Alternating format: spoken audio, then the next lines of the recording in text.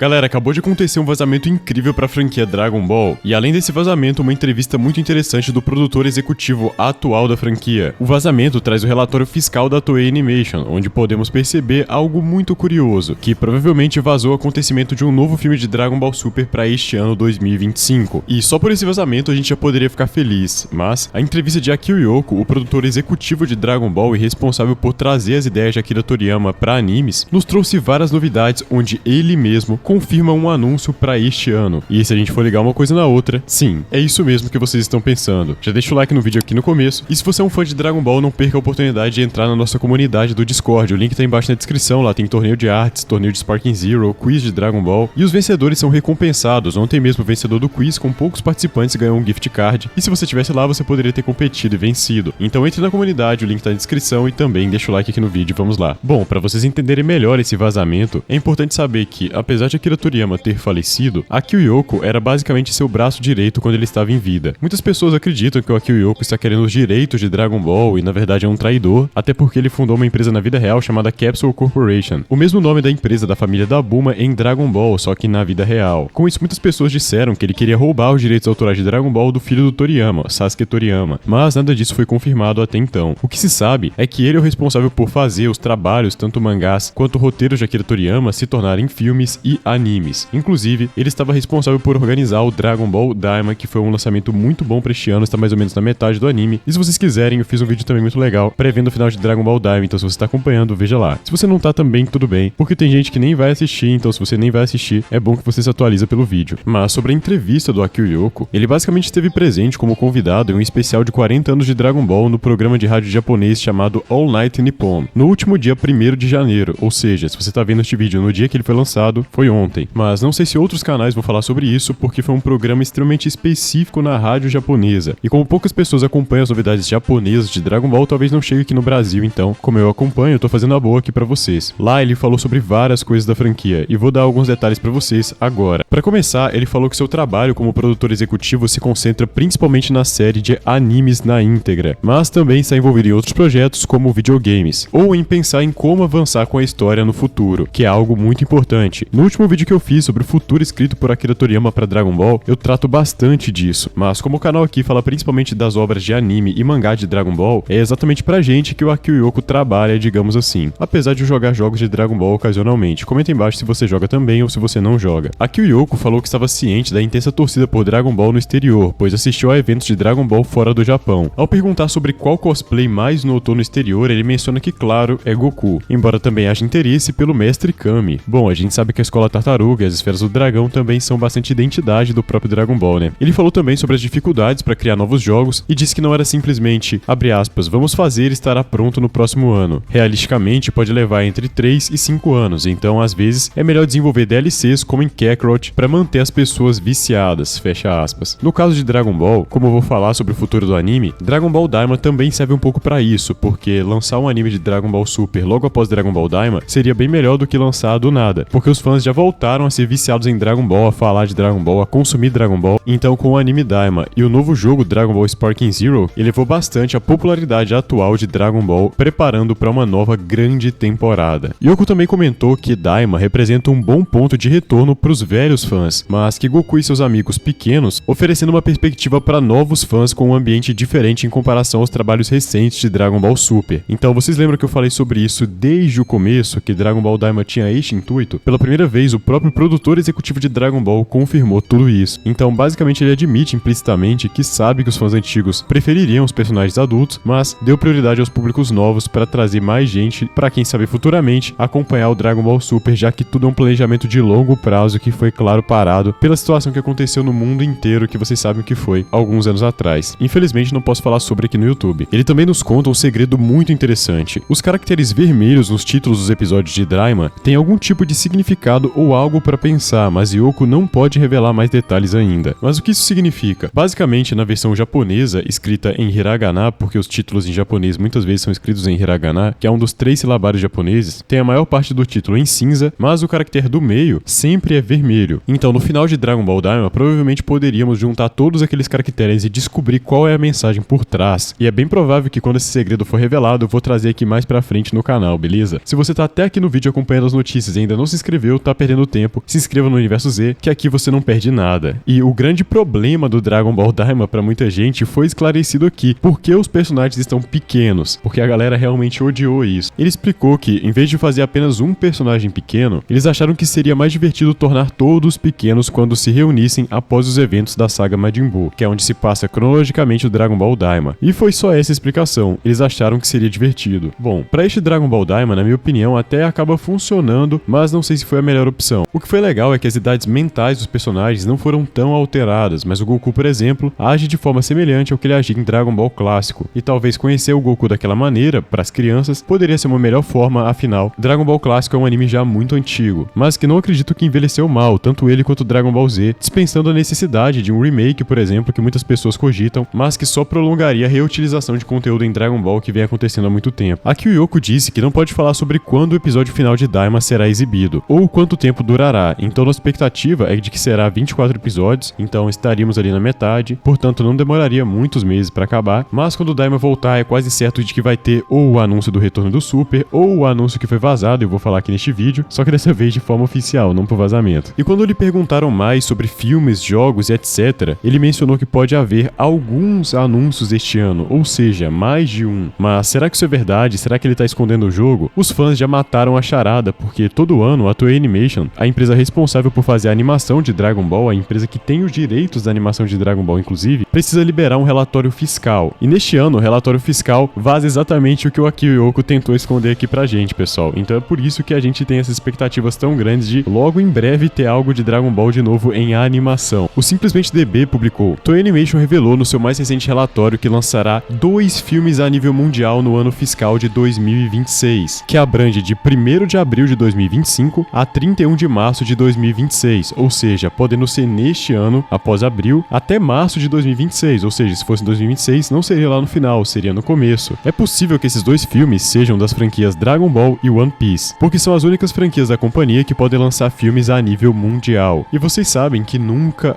acontece de lançarem 2 filmes do mesmo em um mesmo ano. Então não seriam 2 filmes de One Piece. A lógica aponta para um filme de One Piece e um filme de Dragon Ball. E vocês podem pensar: ah, mas o Akio Yoko falou alguns anúncios este ano, então poderia ter tanto o anime de Dragon Ball Super adaptando o que aconteceu após o Torneio do Poder e só tem no mangá, quanto também o próprio filme. Mas calma, pessoal, isso eu já acho otimista demais. Uma coisa de cada vez, mas se isso acontecesse, obviamente seria maravilhoso. Só que acredito que a probabilidade da saga Moro, que é a próxima saga após o Torneio do Poder, ser rejeitada é pequena, porque é considerada pelos fãs do mangá a melhor saga do Dragon Ball Super inteiro. Então é só lançar. Sinceramente, não sei o motivo da demora. Resta saber se a nova temporada e o novo filme vai utilizar a animação 3D, assim como no Super Hero, que veio em 3D, no início muita gente não gostou e depois acabaram aceitando. E realmente ficou bom. Contrataram animadores espanhóis para dar umas aulinhas ali e conseguiram utilizar o 3D, que não é lá muito forte da Toei Animation e até da animação japonesa, que usualmente é conhecida pela animação 2D. Porém, acredito que a animação tradicional seja um aspecto intrínseco à identidade de Dragon Ball. Portanto, prefiro a animação 2D aos moldes do filme do Broly, ou até alguma evolução, porque sabemos que sempre pode evoluir, e o traço do Kubota, nas partes 2D do filme Super Hero, também são tão boas quanto o traço do Shintani do filme Dragon Ball Super Broly. Então resta saber qual o estilo de arte. Por enquanto, ficamos com Dragon Ball Daima até o último episódio, que não sabemos qual será, e você pode acompanhá-lo aqui no canal, é claro, e todas as novidades você também vai acompanhar, então deixa o like, se inscreva no canal Hype se for possível, e seja muito bem-vindo ao Universo Z, e não se esqueça, claro, de entrar na nossa comunidade do Discord. Lá, além de poder competir em quizzes de Dragon Ball, torneios, você pode expor suas artes, pode conversar pra caramba e se divertir bastante. Nossa comunidade tá começando e tá ganhando cada vez mais membros, então não fique de fora. Comenta aí embaixo o que você achou sobre esse vazamento e se você tá com boas expectativas sobre o futuro de Dragon Ball. E é basicamente isso, galera. Obrigado pelo apoio de sempre, vejo você no próximo vídeo, e é isso. Fico por aqui e fui!